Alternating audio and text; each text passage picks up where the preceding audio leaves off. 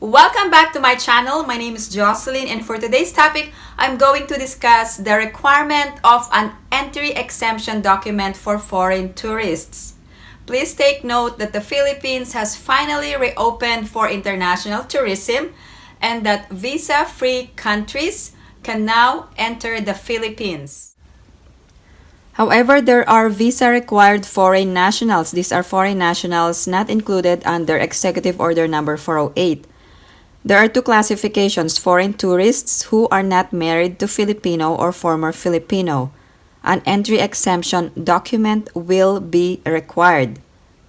Another type of visa-required foreign nationals are those married.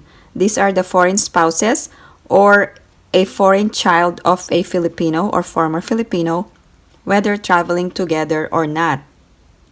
Entry exemption document will no longer be required effective February 23rd.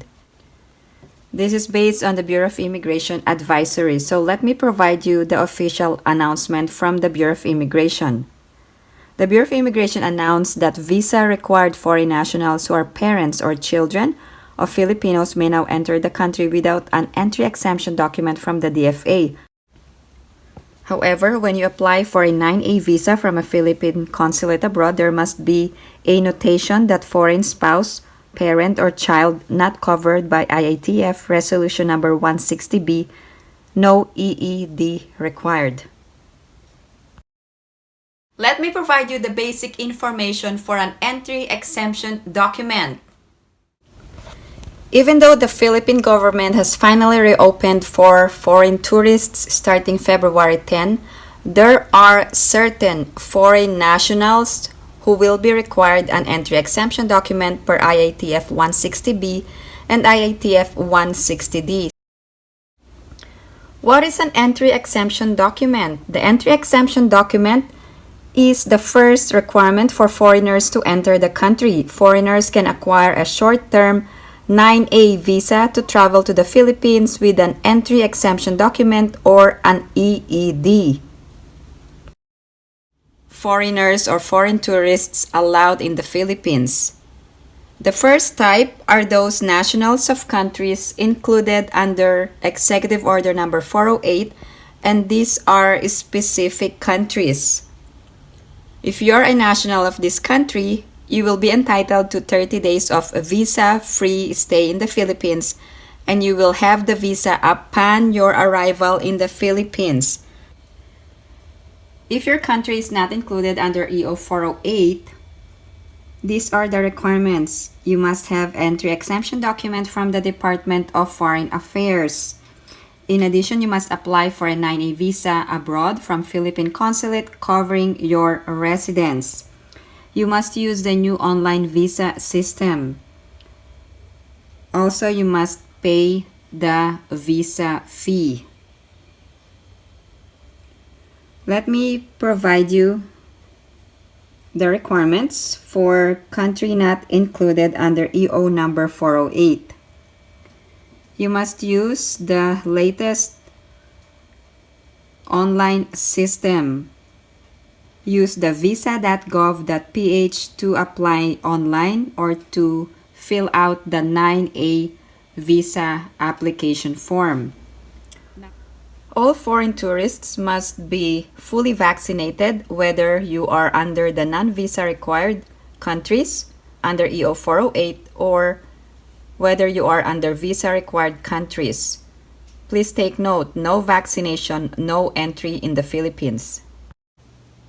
Here are the latest countries included for the recognition of COVID-19 vaccination certificate.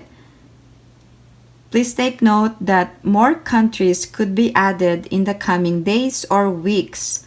If you have an acceptable proof of vaccination, you will not be required to undergo facility-based quarantine. So make sure that you provide or present an acceptable proof of vaccination. These countries are under the third option for purposes of acceptance of vaccination. Let's talk about the entry exemption document, how to secure the EED. First, you must contact the Department of Foreign Affairs in the Philippines to secure an EED. Please take note that the approval of the EED is issued by the Philippine Department of Foreign Affairs or DFA and endorsed by the Department of Tourism or DOT. Here are the specific foreign nationals required to have an entry exemption document to enter Philippines. These foreign nationals who are included under EO 408, so meaning to say, a visa is not required for 30 days. However, for foreign nationals who intend to stay more than 30 days for purposes other than tourism or leisure, will be required to secure an EED. Let me clarify, if you are staying more than 30 days and we are only talking about foreign tourists or foreign nationals under EO 408 for non-visa required and those entitled to 30 days. So if your purpose is a medical purpose, you will need an entry exemption document. These are just some of the examples. Also, if you are going to establish a business. In addition, if you are getting married, this is not considered tourism as well. You will need an entry exemption document. If you are going to study, you will need an entry exemption document. Also for those who intend to work.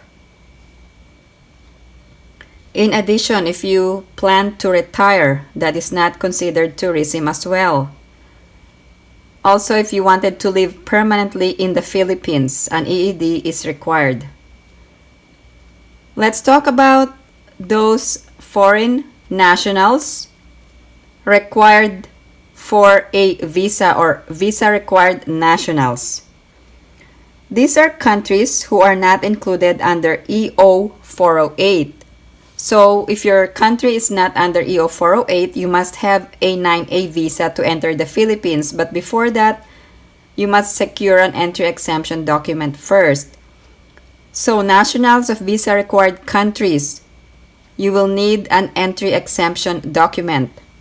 Let's talk about the travel requirements. Also, the immigration entry requirements for foreign nationals who are required an entry exemption document. Dated travel requirements. First, you must fill out the One Health Pass or register within 3 days before travel and get the transaction number.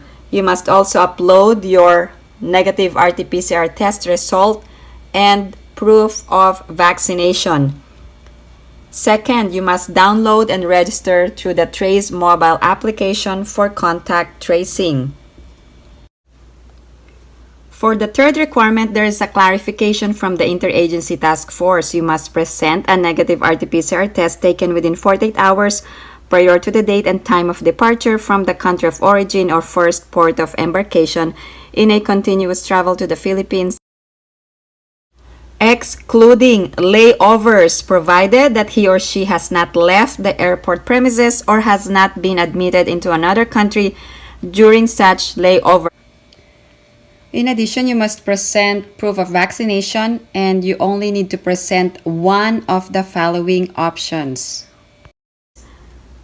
International Certificate of Vaccination or Yellow Card, or VacCert PH, or a national or digital certificate of the country or foreign government which has accepted VacCert under a reciprocal agreement, or other proofs of vaccination permitted by the IATF.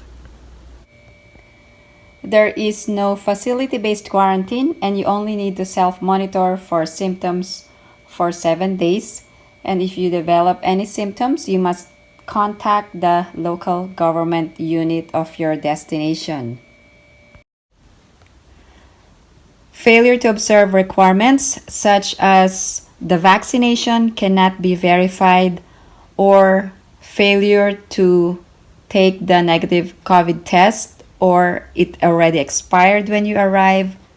If you have any other questions or comments, please post them down below and I will get back to you as soon as I can. Thank you guys for supporting my channel, and if you haven't liked this video, please give it a big thumbs up. And if you haven't subscribed to my channel, please subscribe and hit that notification bell. I always welcome new subscribers. Thank you guys for watching. I hope everyone is staying safe and have a great day.